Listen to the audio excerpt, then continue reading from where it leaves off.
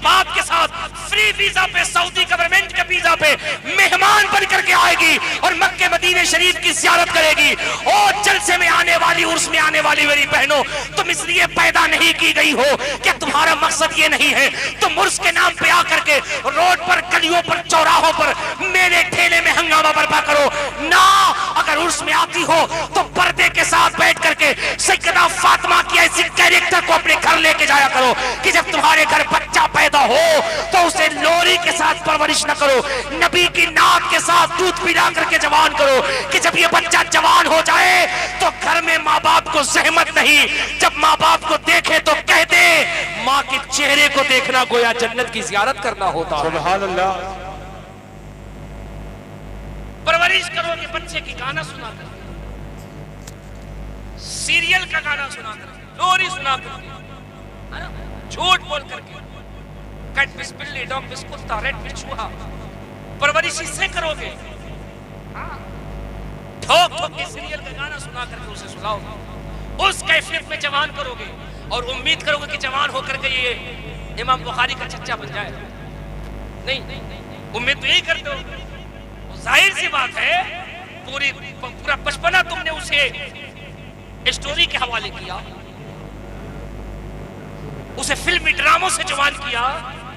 बड़ा होकर के वो घर में ड्रामा नहीं करेगा तो और क्या करेगा? और फिर जब वो क्लास लगाता है तो ये बूढ़े लोग उलमा के पास आते हैं, इमाम के पास आते हैं, कहते हैं हजरत कोई तावीज दे दो, हमारा लड़का बिगड़ गया।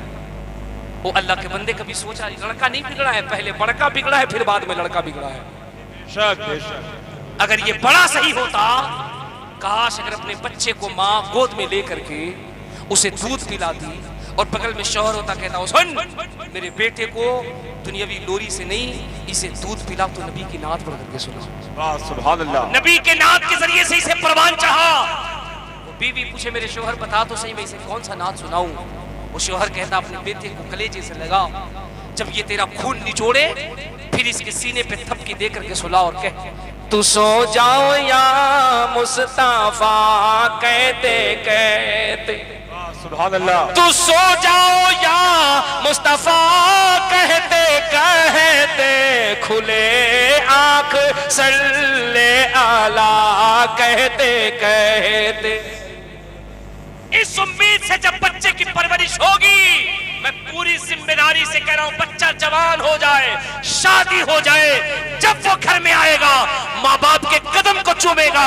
पीरपुर हरदी के लोग कहेंगे हमेशा माँ बाप का कदम क्यों चूमता है? वो यही कहेगा मुझे मेरे माँ बाप ने बताया है मेरी जन्नत कहीं और नहीं, मेरे माँ के कदमों के नीचे नजर आ रही है। सुभान अल्लाह, सुभान अल्लाह। ये दीन इतना अच्छा है, तुम कहां भटक रहे हो? अगर अच्छा नहीं होता तो ये जनकपुर के पंडित ने तेरे नबी के बारे में, तेरे दीन के बारे में ऐसे थोड़ी कहा होता। उसने कहा संबल ग्राम में मुख्य से ब्राह्मण से महादेव भवन विष्णु शशकल की प्रादुर्भव भविष्यति अश्वमा शुगर रूह देव दत्ते जगतपति अशिना शिशाद वन मटेचर्य गुणवती स्वाहा। सुभान। जोर से बोल दे, जोर से बोल दे, जोर से बोल दे। मैं नेपाल में तकरीर कर रहा था, असल में मैंने थोड़ा सा श्लोक वगैरह पढ़ना बहुत कम कर दिया। मैं नेपाल में तकरीर कर रहा था जनकपुर के इलाके में, और तकरीर करके मैं क़यामगाह पे आ गया। और चूंकि नेपाल वगैरह का माहौल ये है कि वहाँ बहुत सारे मुसलमान होते हैं, तो वहाँ बहुत सारे हमारे हिंदू भाई भी होते हैं, पंडित जी लोग भी होते हैं जो तवज्जो से सुनते हैं। वो लोग भी जलसे में एक साइड में बैठे हुए थे, एक साइड में कमेटी ने उसका भी इंतजाम किया था। मैं श्लोक पढ़ रहा हूँ संबल ग्राम मुख्य से ब्राह्मण से महादेवन भवन विष्णु शशकल की प्रादुर्भव भविष्यति अश्वमा शुगर रूह देव दत्ते जगतपति अशिना शिशाद वन मटेचर्य गुणवती स्वाहा। अब मैं पढ़ रहा हूँ। तकरीर के बाद वो पंडित जी लोग आए, कमेटी वालों को बुलाया और बुला के कहा यार राज चतुर्वेदी साहब आए थे, इतना फास्ट और इतना ज्यादा इतना तेज पढ़ रहे थे संस्कृत वेद पुराण। मैं दावे के साथ कह सकता हूँ ये जो तुम्हारे चतुर्वेदी साहब है ना, अभी इस पार वाले हैं, पहले ये इसी पार वाले थे। हाँ, पहले वो इसी पार वाले थे, बाद में बाउंड्री भांग करके उधर चले गए। पहले ये पंडित जी थे, बाद में मुल्ला जी बन गए। कमेटी वाले मेरे पास आए, कहा अटेंशन प्लीज। मैंने कहा यस। बोले सही सही बताइएगा इस पार वाले हैं कि इस पार वाले हैं? मैंने कहा क्यों? बोले वो रात पंडित जी आए थे, आपका बेस संस्कृत सुन करके कह रहे थे यार पहले तो ये भी पंडित थे, बाद में मुसलमान हो गए, ये ऐसी बातें अंदर अंदर की बता रहे। मैंने कहा यार अल्लाह का शुक्र है मैं खानदानी खूंटा ठोक टनाटन टिटिए सुन्नी बरेलवी मुसलमान। सुभान अल्लाह, सुभान। बोले फिर ये माल कहां से निकल रहा है? मैंने कहा ये तो कुछ भी नहीं है। अगर मुझसे पूछे तो अपने हिंदू भाइयों को बताएंगे हम तो वो मंत्र भी जानते हैं जो हिंदू भाई लोग शादी के वक्त में दूल्हा दुल्हन को पढ़ाते हैं। जरा मोहब्बत से कह दो सुभान अल्लाह। अरे जरा जोर से बोलो या रसूल अल्लाह। बैठो बैठो इत्मीनान से, अपनी अपनी जगह पे इत्मीनान से बैठे रहो। हजरत तशरीफ ला रहे हैं, अपनी अपनी जगह पे बैठ करके हजरत के चेहरे की ज़ियारत कीजिए। इतना अच्छा माहौल है, इतना अच्छा मजमा है कि नहीं? माशाअल्लाह सुभान अल्लाह, इतना अच्छा मजमा है। जरा पूरा मजमा जोर से बोलो या रसूल अल्लाह। माशाअल्लाह सुभान अल्लाह। नारे तकबीर, नारे रिसालत, उलमाए अहले सुन्नत, हजरत अल्लामा कारी मोहम्मद इकबाल साहब क़िबला, हजरत अल्लामा कारी मोहम्मद इकबाल साहब क़िबला, उलमाए अहले सुन्नत, नारे तकबीर, नारे रिसालत। बैठ जा बैठ जा बैठ जा, पूरा मजमा जोर से बोल दो या रसूल अल्लाह। माशाअल्लाह सुभान अल्लाह सुभान अल्लाह। खतीब अहले सुन्नत नासिर सरकार मसलक के आला हजरत अल्लामा शाह कारी इकबाल साहब क़िबला मुरादाबादी पूरे आन बान शान के साथ तशरीफ ला चुके हैं। 5 मिनट की गुफ्तगू और मैं हजरत का इंतजार कर रहा था। हजरत आ गए हैं, अब मैं जा रहा हूँ, राजधानी आने वाली। पूरा मजमा जोर से बोल, जोर से बोल, जोर से बोल। मैंने कहा कि मैं तो भैया वो भी जानता हूँ, जब ये लोग शादी के वक्त मंत्र पढ़ाते हैं। कमेटी वालों ने कहा हजरत हमको बता दीजिए। मैं पीरपुर हरदी वालों तुम्हें बता दूं, रहने दूं, बता दो। कल किसी पढ़े लिख के हमारे हिंदू भाई से पूछेगा, वो बताओ जब तुम शादी करते हो मंत्र कौन सा पढ़ते हो? वो हमारे दोस्त है बनारस में पंडित रामाशंकर उपाध्याय। मैंने कहा पंडित जी सही बताइए, जब शादी करते हैं कौन सा मंत्र पढ़ते हैं?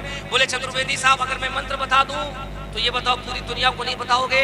मैंने कहा अल्लाह की कसम तुम मुझे बता करके देखो, मैं तुम्हें नहीं बताऊंगा, तुम्हारे अलावा पूरी दुनिया को बता दूंगा। उन्होंने कहा जब हमारे यहाँ शादी की जाती है तो आग जलाया जाता है और उस आग को अग्नि देवता कहा जाता है। मैंने कहा ठीक आगे।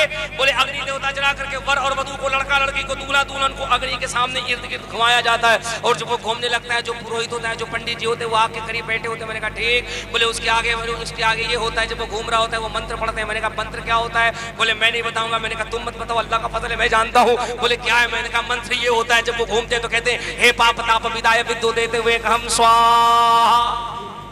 अब पंडित जी कभी ऊपर देखे, कभी नीचे देखे, कभी दाएं देखे, कभी बाएं देखे, मुझे देखे। बोले ये तुम्हें कहाँ से पता चली? मैंने कहा यहीं तक नहीं, मुझे इसके आगे भी पता है। मैंने कहा पंडित जी इसका मतलब बताए दो। बोले मतलब बता दूंगा, किसी को नहीं बताऊंगा। मैंने कहा नहीं मुझे बता के देखो, मैं तुम्हें नहीं बताऊंगा, पूरी दुनिया को बता दूंगा। इसका मतलब वो कहते हैं हे पाप ताप विदाय विद्युत देते वे कम स्वाहा। पंडित जी ने कहा इसका मतलब ये होता है वर और वधू, लड़का लड़की, दूल्हा दुल्हन, जिंदगी में जितना भी पाप किया था, गलती किया था, खता किया था, गुनाह किया था, आज अग्नि में जल के भस्म हो जाए।